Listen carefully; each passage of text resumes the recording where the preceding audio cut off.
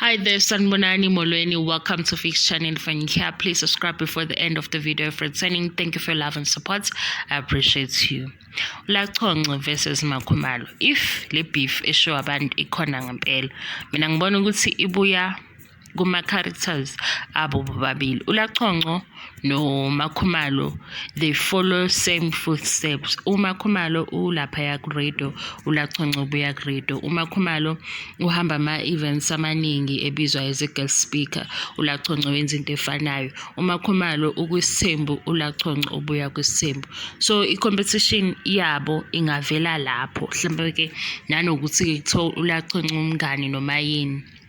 Kodwa mawubheka i-lifestyle balandela izinto ezifanayo futhi bobabili bafuna i-spotlight, bobabili they are hungry for success. Mhlambe ke lento sengaba ukuthi omunye ubuka ukuthi ubani o-ahead noma ubani owenza kangcono. Ngifake lama video awu-2 ukuze uzoyibona lento engishoyo ukuthi bakuma spaces afanayo. Mhlambe leyo nto ke ngenza ukuthi mhlambe athi lo uthanda izinto engizithandayo noma ufuna amathuba ami, ngibona into efana njengaleyo. If ikhona ngempela i-beef noma kuyenziwa just for i-show. Uzokubona sengibuya. Uyawazi amadoda kanjani? Nilwile nibanga into waxolisa kayi-1. If awukaxoli after an hour, ufuna ngithini kanti ngoba ngixolisile. Then ke salunje ngiyobuye ngibone ke mina ngizokubona masu right ungitshela. Hlukumezeke ezomuntu wesifazane.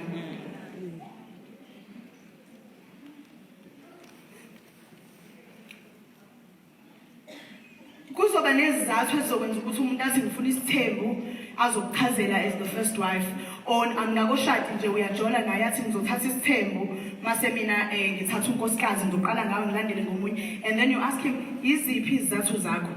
Uzofika kubalela ukuthi let's say lo sekesithenjini already. Ngifuna ukuthatha isithembu because ngazalwa ngedwa ekhaya, therefore ngifuna ukuba nomndeni omkhulu. Athi esinye isizathu awubathi Makhumalo KMC awukwazi ukuthola abantwana mos. Ilegacy yala ekhaya izophela nakimi. That must be a reason enough ngokwakhe ukuthi athathe omunye unkosikazi.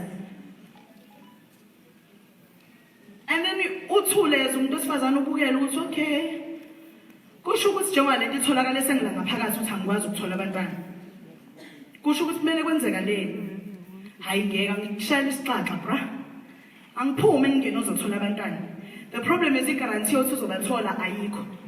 Because most men ba blame abantu besifazane ungabathola abantwana, abazi ukuthi yibo abangabathola abantwana.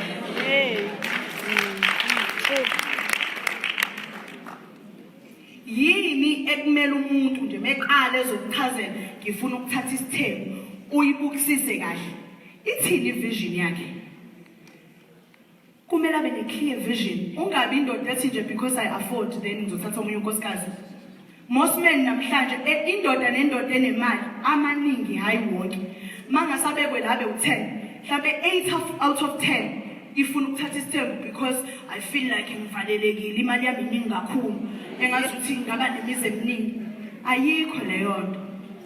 Imali ayenzi indoda ukuthi ifanele ukuthatha isithembu. Into yenza ukuthi indoda ikwazi ukuthatha isithembu, isithathe ihlale naso isimene, i-character. Indoda ibe nokhakhayo oqinile. Because ikuthiwa ukhakhayo malithambile kuyozalela ngazi ini. So awukwazi ukuba yindoda ukhakhayo lithambile uthatha umunye unkosikazi usahlula lo. Oqala. You don't even afford ingane zala ekhaya zesikoleni nezicathule esiyi1 esijekile, but you want to take another wife.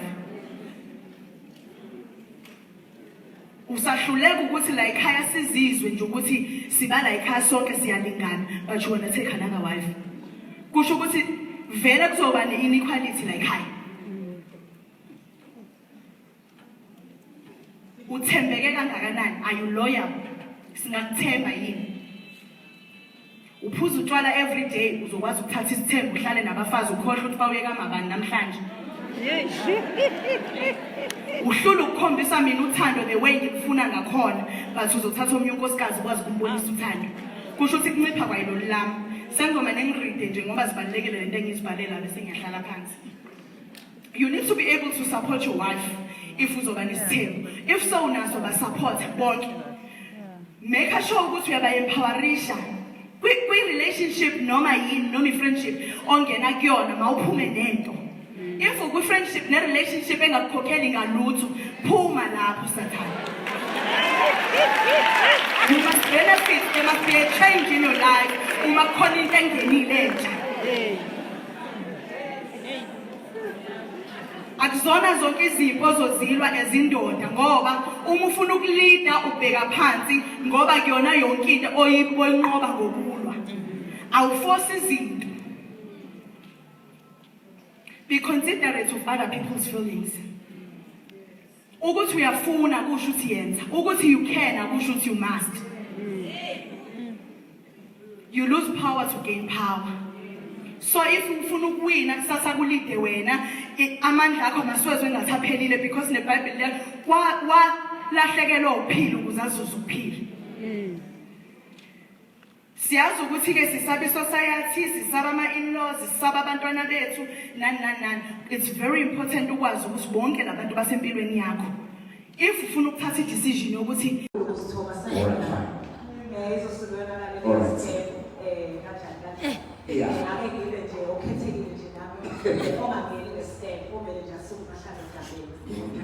program directors, ama-guest ethu namhlanje host mama ngaze ngathokoza ukubona ngaze ngathokoza baba Nkosi yami mina nguMajuba ekhaya kodwa indlela ekwenzeka ngayo ngathi ngumdala so ngiyayithanda le relationship yabantwana benu ngaze ngabakhombisa kahle abantwana siyabonga kakhulu hayi ngazi ukuthi nami ngiyeza ngizogcina ebeleni ngoba ngiyazi ukuthi impela lakho kwanzima nani ngiyabona igama lami nguNkayiswa RHO akushayela ngomngadi zinto zabela ehlukile bathi sithatha sihlaba inkomo iyaxoxa ngeke siyayithanda inyanga lakaKashi ikaba yangaphilele khona lele matatiyela uma wami wabathusi ikaba yakhe laphilele khona seSuthu bese ke baba ongizalayo ngamushe yakhe kabe ukusima kwaDurban so ngase ngizinza ke la TV uNkulunkulu wasethanzinze futhi nasemaGoli ukubona ngazuthi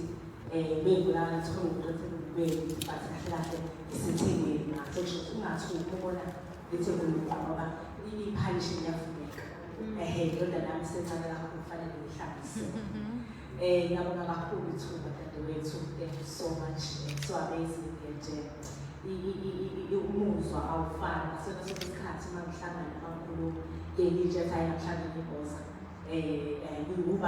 but it's all times ngiyathokoza kakhulu ngiyathokoza ukuthi ngeke uthuba ukuthi namhlanje uNkulunkulu ngiphathisile so asikhona lento so ekuseni mangivuka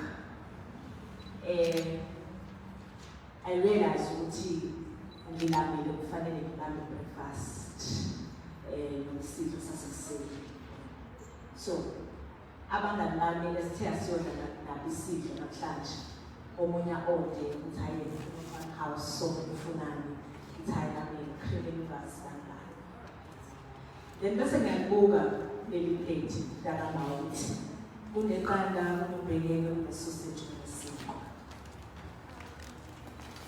eplate nelonja ode country what traditional breakfast then I realized ukuthi ikukho sacrifice impilo yayo ukuzokuqala